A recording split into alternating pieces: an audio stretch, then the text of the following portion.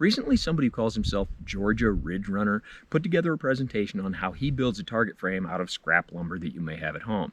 And he asked me for my input. So I told him that I would do a presentation on how I build the target frames that I use, and then I would include a link to his in the description. So that's what we're going to do today.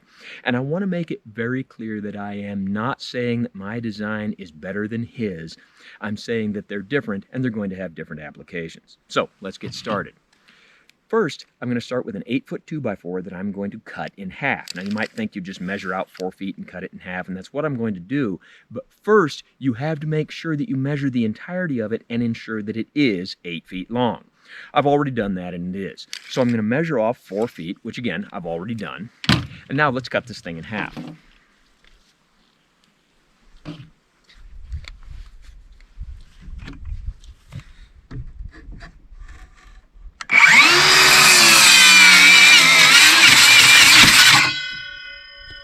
Like that.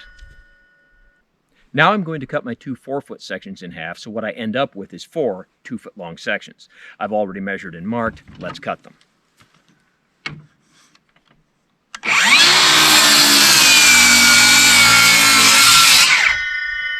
And of course the blade didn't get deep enough to cut the second one.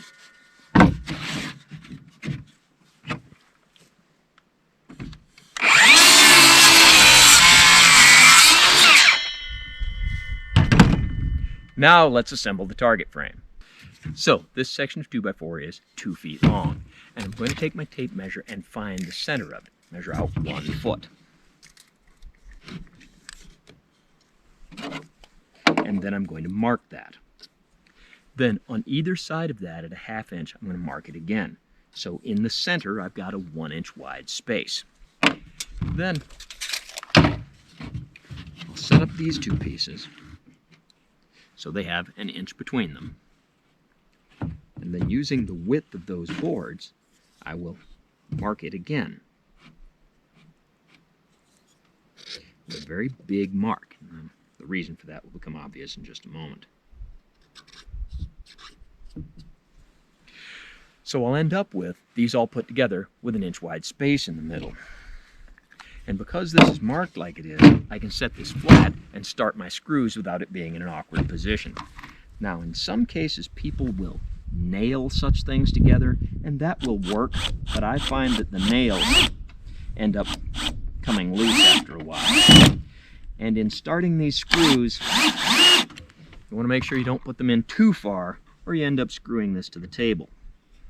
And if you screw it to the table, then you'll be screwed up.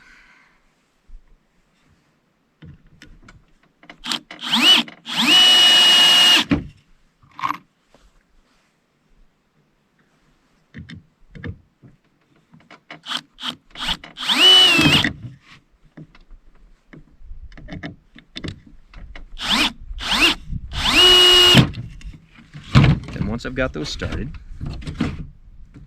put this piece back in the appropriate position, and if I can hold it, I'll screw it in place.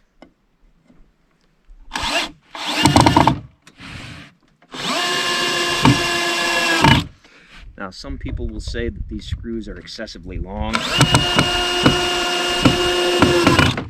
They really have to hold this securely.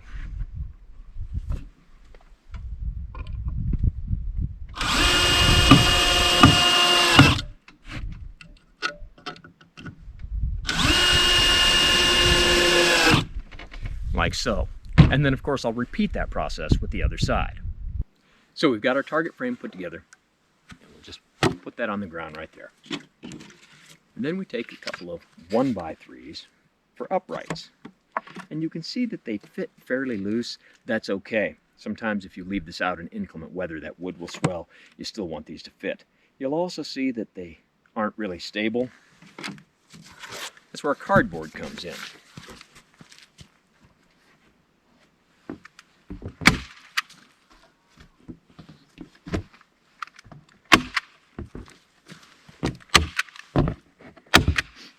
And the rigidity of the cardboard keeps it upright.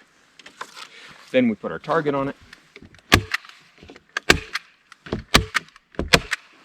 and we're ready to go.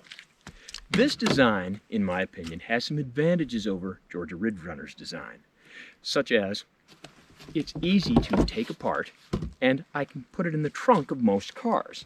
It's very transportable.